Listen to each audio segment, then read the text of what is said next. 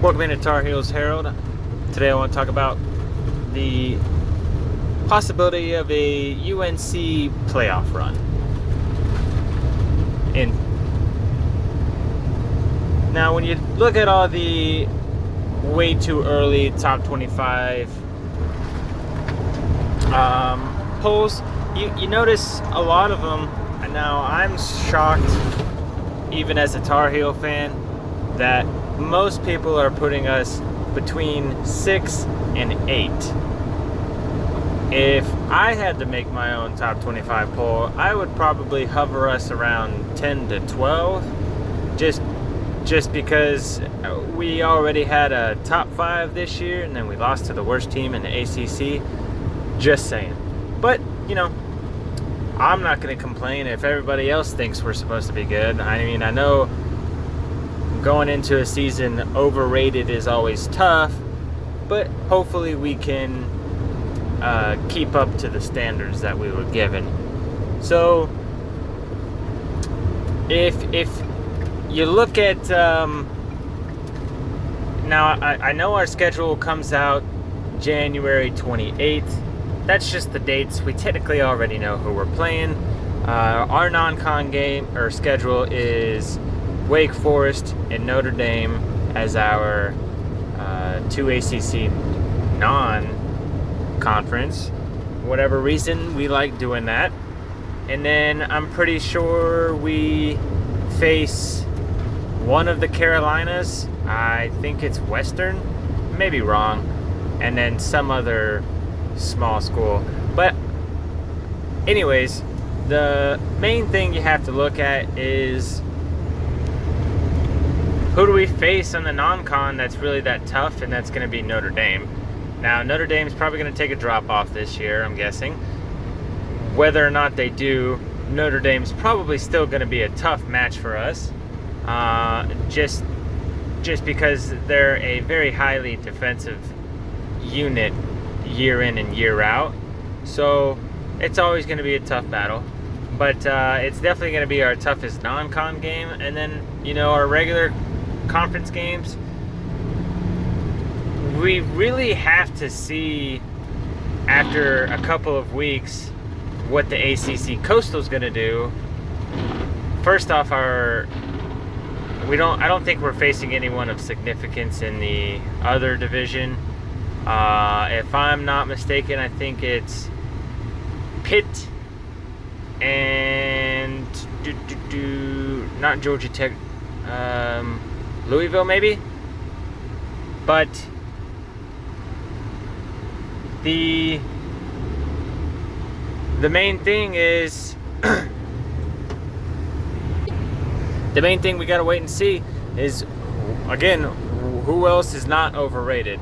Because a lot of times, like the 2018 season with the 2019 season with Mac Brown coming in as his first game against Miami, second game against Miami, and well, technically even the South Carolina game. South Carolina was overrated. They thought they were going to be they thought that was going to be a great win for North Carolina. Once we beat South Carolina, they thought South Carolina was going to get some wins.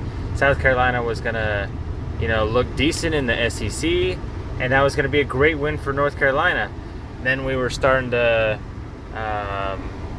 gain traction with the win against Miami, but Miami and South Carolina both ended up being overrated early, and those wins really didn't count for much. Obviously, we ended up losing to App and Wake Forest after that, and Clemson, so it didn't really matter. But my point being is, who we have to wait to see who even is going to be relatively good in the ACC this year, because there's a lot of moving and shaking every year in the ACC, especially the Coastal.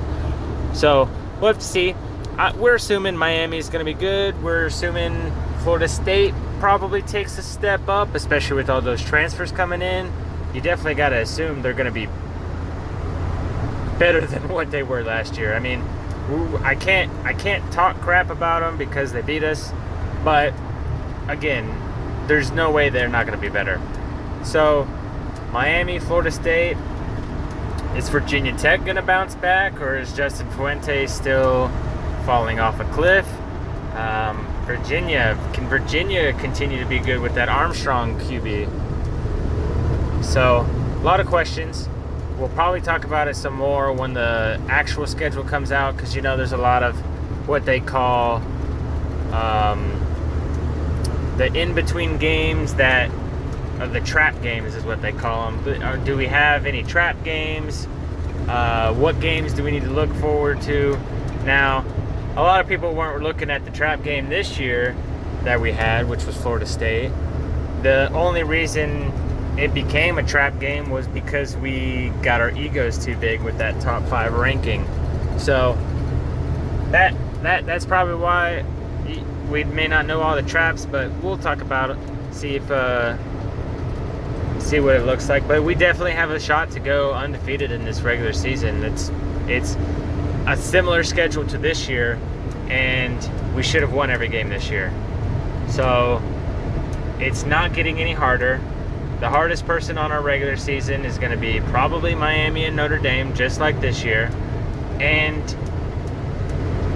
again, Notre Dame has even fallen off a little bit, in my opinion. Until proven, I'm assuming Notre Dame is not going to be as good as 2020. So I easily can see us go undefeated, barring no mess-ups. And then, of course, you got Clemson in the ACC championship, most likely. So even if we lose to Clemson, depending on the rest of the field and how they're looking, a one-loss ACC team, which is losing to, if Clemson is also undefeated, which may be, their schedule is obviously not as easy as normal because they got Georgia. So if they beat Georgia, they're undefeated, and we come in and lose to an undefeated Clemson, which, especially if they beat Georgia, they're probably going to be in the top 2, most likely. So having our only loss, a top 2 team, I would say that we do have a very high chance of getting in there. So we'll have to see. But I definitely can see it. I definitely we'll have to see when the schedule comes out what our path could be.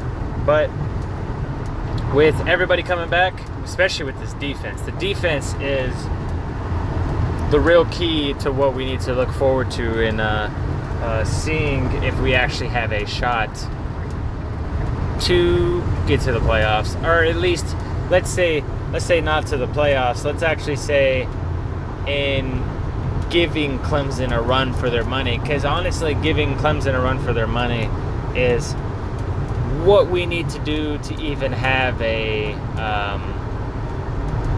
partial stake in the playoff talk.